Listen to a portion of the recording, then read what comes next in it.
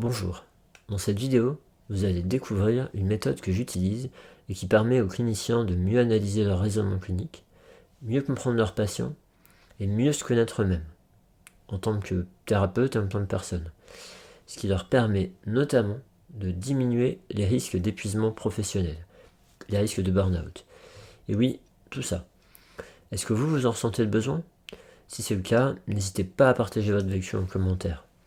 La proportion de jeunes diplômés qui arrêtent la pratique de la kiné ces dernières années est effrayante. Récemment, une jeune apprenante dans un cours que j'enseignais nous a dit que un quart de sa promo avait arrêté la kiné. Un quart. Plusieurs facteurs se combinent sans doute pour l'expliquer, et probablement que le sentiment de ne pas être efficace y participe. Un de mes anciens collègues m'avait partagé ce sentiment. Il se demandait s'il faisait vraiment une différence pour ses patients. Aujourd'hui, plusieurs années plus tard, il a arrêté la kiné. Il bosse dans un secteur professionnel complètement différent.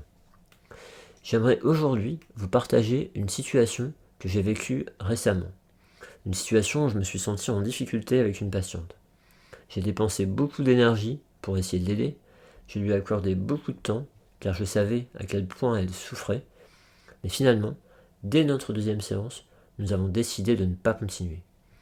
Ça m'est arrivé d'autres fois de décider avec un patient que je n'étais pas le meilleur professionnel pour l'accompagner. Même si ça ne m'arrive pas souvent, je me souviens que quand c'est le cas, je le vis plutôt bien et j'ai le sentiment que le patient aussi. J'ai vraiment l'impression d'arriver à faire en sorte que cette décision soit prise ensemble, tranquillement, et que nous nous quittons bons amis. Je laisse la porte ouverte bien sûr si le patient souhaite venir me voir dans le futur, mais sans espérer qu'il le fasse, ni espérer ne pas le revoir. J'ai vraiment le sentiment que ça se passe bien. Mais récemment, pour cette dernière fois où je me suis retrouvé dans cette situation, ça ne s'est pas vraiment bien passé. Je l'ai mal vécu. Avec le recul, voici une manière rapide d'analyser ce qui s'est passé. En m'intéressant à cette personne, je me disais qu'elle vivait une période vraiment compliquée, que c'était important que j'arrive à l'aider. Initialement, je me sentais plutôt optimiste, car je sais que j'ai déjà pu aider des personnes dans le passé qui vivaient ce genre de situation. En plus, pour cette personne-là, j'avais pu identifier plusieurs axes de travail possibles qui avaient le potentiel de l'aider. Je me sentais plutôt confiant. Suite à notre première séance, même si j'avais le sentiment que cette personne n'était pas encore complètement convaincue par mes premières propositions, je pensais qu'elle l'était suffisamment pour au moins les essayer, au moins les tester jusqu'à notre prochain rendez-vous. Mais en réalité, lorsqu'elle est revenue pour la deuxième séance, elle était dans la confrontation. Elle dénigrait ouvertement ma proposition. Elle me rappelait à quel point elle souffrait et qu'il fallait que les choses s'arrangent rapidement. Sur le moment, j'ai pensé qu'elle se disait que je ne réalisais pas à quel point sa situation était difficile et qu'elle pensait que je lui proposais juste une sorte de recette universelle, celle que je proposerais à tous mes patients. J'ai donc pris le temps de manifester mon empathie. Ce n'était pas suffisant. J'ai alors partagé ouvertement mon ressenti en lui disant que j'avais l'impression qu'elle pensait que je ne comprenais pas à quel point c'était difficile pour elle, en lui exprimant tous les efforts que je souhaitais faire pour l'aider à améliorer sa situation. Ensuite, comme elle ne comprenait pas le lien entre sa problématique et les stratégies que je lui proposais, je lui ai donc demandé si elle souhaitait qu'on en parle, et nous en avons parlé. Au final, nous n'avons pas réussi à nous rejoindre, et nous nous sommes mis d'accord sur le fait que nous n'étions pas faits pour travailler ensemble sur son problème. Cette conclusion en soi, à nouveau, n'est pas un problème pour moi. Je sais que je ne suis pas capable de sauver tout le monde, et je respecte le fait que certaines personnes pensent différemment de moi, et qu'elles peuvent décider de ne pas choisir mes propositions de traitement. Vous pourriez me dire, ce n'est pas totalement vrai. Si tu étais tranquille avec tout ça, tu n'en parlerais pas dans une vidéo. En réalité, ce qui a fait que cette situation m'est restée dans la tête pour le reste de la journée et même les jours qui ont suivi, c'était que la patiente est restée dans le reproche jusqu'à la fin de notre échange. Avec tous les efforts que j'ai faits pour elle, tous les outils que j'ai utilisés, j'étais vraiment perplexe. Je me suis senti agacé d'avoir dépensé autant de temps avec elle, d'avoir pris du retard et que les patients suivants en pâtissent.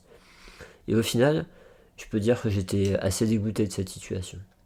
Rapidement, je me suis senti préoccupé. Toutes les stratégies que j'enseigne lors de mes formations ne m'avaient pas aidé à éviter cette situation.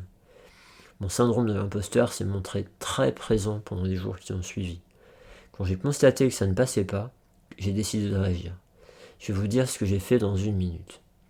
Mais avant ça, je dois dire que ce que j'ai vécu, les pensées, les émotions négatives que j'ai ressenties, eh bien, dans toutes les formations en entretien motivationnel que j'anime, nos consoeurs, nos confrères, ils les expriment. D'un côté, je sais que je ne suis pas seul. Et très souvent, ils ne savent pas comment s'en sortir. Alors, très grossièrement, soit ils arrivent à se protéger en rejetant la faute sur leur patient, soit ils culpabilisent et perdent parfois confiance dans leurs compétences. Le fait de culpabiliser les pousse à se former plus. C'est parfois une bonne chose pour eux, du moins je l'espère puisque je suis formateur. Mais ça n'empêche pas que ces situations soient difficiles à vivre, le temps de trouver d'autres outils. Même si se former permet de diminuer la quantité de situations compliquées, il en restera toujours. Et probablement que d'avoir des outils pour mieux le gérer est utile. Alors, qu'est-ce qui m'a aidé dans cette situation ? Eh bien, c'est l'utilisation de la pratique réflexive. Elle m'a permis de prendre du recul en réfléchissant de manière structurée à ce qui s'était passé. La pratique clinique réflexive offre une trame, une structure, un cadre pour guider et canaliser la réflexion. Et ça a été crucial. Je me connais. Sans un cadre, mon cerveau peut facilement partir dans tous les sens et finir par tourner en boucle sur le problème sans arriver à garder un focus suffisant sur ce qui pourrait m'aider. Certaines problématiques nécessitent un temps de réflexion le plus libre possible, en mode brainstorming, pour laisser émerger des idées innovantes. Mais pour beaucoup de situations, nous avons déjà les ressources en nous, les connaissances et les compétences. Nos pensées et nos émotions négatives sont alors trop présentes et elles nous empêchent juste de les identifier, de faire les liens. Au final, elles nous conduisent à des comportements contre-productifs ou bien elles nous conduisent simplement nulle part. Pour ceux parmi vous qui se sont formés à l'entretien motivationnel, si vous avez utilisé ce qu'on appelle le feedback motivationnel, vous connaissez déjà un exemple de trame de pratique clinique réflexive et vous avez sans doute constaté l'intérêt de l'utiliser. Toutefois, ce n'est qu'un exemple. Il en existe d'autres avec des orientations différentes en fonction de la problématique que vous souhaitez explorer. Avec le cadre offert par un des outils de pratique clinique réflexive que je connais, j'ai pu comprendre ce qui n'avait pas marché et ce que j'aurais pu faire autrement. Je me sens donc mieux armé aujourd'hui pour faire face à ce genre de situation une prochaine fois. En effet, pour cet exemple, j'ai réalisé que j'avais oublié de demander clairement à cette personne ce qu'elle espérait comme moyen de rééducation de ma part. C'est quelque chose que je fais régulièrement, pas tout le temps, et parfois l'oublier ne pose pas de problème. Mais cette fois-ci, je pense que c'est sans doute la raison qui a fait que ça s'est mal passé. J'aurais vraiment pu aborder notre échange différemment si j'avais su clairement ce qu'elle souhaitait. Peut-être que nous aurions pu nous mettre d'accord et travailler ensemble, ou peut-être pas, mais je suis convaincu que j'aurais pas aussi mal vécu cette expérience. Même si je ne peux pas en être certain de ce que j'avance là, d'avoir cette analyse et cette piste d'amélioration pour une prochaine fois, ça suffit à me rassurer, à me dire que je ne suis pas complètement nul et que j'ai des ressources pour ne pas forcément revivre ce genre de situation désagréable. En effet, si j'avais peur de vivre ça tous les jours, je commencerais à me poser la question de continuer ce travail. Si jamais je n'avais pas d'idée sur ce que j'aurais pu faire dans une telle situation, la pratique clinique réflexive m'aurait probablement aidé à mieux cibler les connaissances et les compétences dont j'ai besoin. Elle m'aurait aidé à diminuer le risque d'aller faire une formation à la mode qui répondrait peut-être pas à ma problématique. Au lieu d'aller faire une formation qui a l'air bien, j'aurais pu choisir une formation dont j'ai vraiment besoin, qui va faire une vraie différence sur ma pratique, sur mes patients, sur mon sentiment d'efficacité personnelle et sur ma satisfaction dans mon travail. Non seulement je me protégerai mieux du burn-out, mais en plus, ça me permettrait d'entretenir le plaisir que j'ai à exercer mon métier. Pour la dernière partie de cette vidéo, j'ai eu envie de vous parler des différentes problématiques sur lesquelles la pratique clinique réflexive peut aider les cliniciens comme nous. La dernière étape pour valider mon master a consisté à conduire un projet de recherche. J'ai choisi de faire une revue systématique sur la pratique clinique réflexive. Ma question de recherche était: que dit la littérature sur l'efficacité pour les étudiants en kinésithérapie d'utiliser l'écriture réflexive à propos de leurs expériences cliniques? Pour répondre à cette question, j'ai réuni les données issues de 9 études qualitatives sur le sujet, conduites dans plusieurs régions du monde, comme l'Amérique du Nord, les Émirats arabes unis, la Malaisie ou la Norvège. Elles couvraient donc une large variété de cultures. Ce que j'ai souhaité identifier, ce sont les différentes dimensions de la pratique clinique que les étudiants avaient explorées spontanément en utilisant l'écriture réflexive.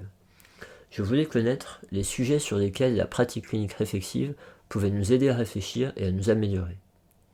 Les données issues de ces études m'ont permis de connaître les thèmes sur lesquels les étudiants avaient spontanément réfléchi en utilisant la pratique clinique réflexive. J'ai identifié 28 sous-thèmes descriptifs, que j'ai regroupés en 9 thèmes descriptifs, eux-mêmes ensuite regroupés en 3 thèmes analytiques majeurs. Voici à quoi ressemblent ces résultats. Je vous avoue que c'était tellement riche que j'ai eu du mal à l'organiser visuellement. Si on prend les 9 thèmes descriptifs pour simplifier, voici ce que j'ai obtenu. En se penchant sur leurs expériences cliniques en stage, les étudiants kinés ont spontanément réfléchi sur les déterminants sociaux des soins en santé, l'importance de la psychologie en pratique clinique, les soins centrés sur le patient, les compétences pratiques, leur rôle en tant que professionnel, le désordre de la pratique clinique réelle, l'environnement, le contexte de travail, le fait d'apprendre de la pratique clinique et apprendre à développer de la confiance et de l'indépendance. En relisant cette liste, je suis toujours surpris de la richesse des thèmes abordés. Ce que je trouve très intéressant, c'est que les thèmes qui émergent du travail réflexif des étudiants sur les problématiques qu'ils ont rencontrées dans leur pratique correspondent à des thèmes très actuels, comme l'importance des aspects psychosociaux, et donc du modèle biopsychosocial, la reconnaissance de la complexité de la pratique clinique, et l'intérêt d'accueillir cette complexité, d'apprendre à mieux la gérer, plutôt que de la nier ou d'essayer de tout simplifier avec des recettes universelles, et enfin, le fait que la pratique elle-même constitue une source d'apprentissage majeure.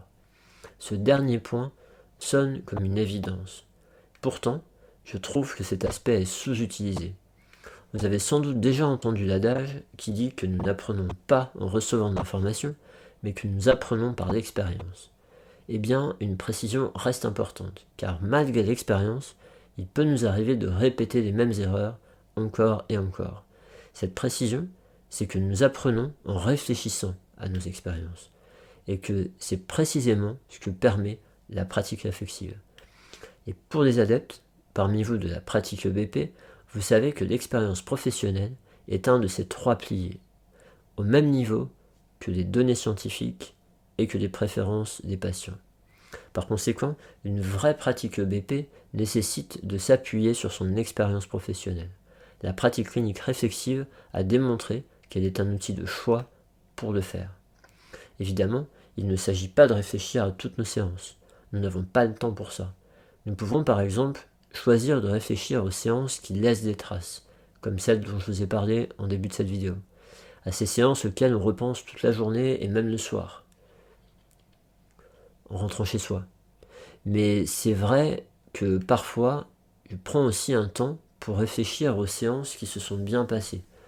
Ça me permet à la fois d'identifier ce qui a bien marché pour savoir le réutiliser, mais aussi pour améliorer mon sentiment d'efficacité personnelle, ma confiance dans mes compétences. C'est un élément précieux pour continuer d'apprécier mon métier et me protéger du risque d'épuisement professionnel. Si vous souhaitez tester cette approche, en description en dessous de cette vidéo, vous trouverez un lien vers un exemple de questionnaire réflexif. Avec Camille Le Torte, nous nous sommes inspirés de questionnaires existants et nous avons conçu ce questionnaire. 260 personnes l'ont déjà testé, et pour vous aider à décider si vous voulez l'essayer, je peux vous dire que la durée moyenne de remplissage a été de 8 minutes. Et si vous souhaitez développer des compétences pour utiliser la pratique clinique réflexive pour vous-même, pour aider un collègue ou vos étudiants, ou même structurer les réunions de cas patients dans des groupes de pairs ou avec d'autres professionnels dans une MSP ou une CPTS, vous pouvez vous rendre sur la page de la formation que je propose avec Camille Le Torte. Je vous mets le lien aussi en description et je vous laisse voir si vous avez envie de vous inscrire. Il me reste à vous remercier d'être allé jusqu'ici dans la vidéo. Un grand merci pour votre écoute. Si ce genre de vidéo vous intéresse, n'hésitez pas à vous inscrire à la chaîne YouTube de l'agence EBP et à activer la cloche pour être prévenu des sorties des prochaines vidéos. Et si vous pensez que cette vidéo peut intéresser un collègue ou une collègue, pensez aussi à la partager. Je vous souhaite une bonne fin de journée et je vous dis à bientôt. Prenez soin de vous, prenez soin de vos patients et surtout ne vous oubliez pas.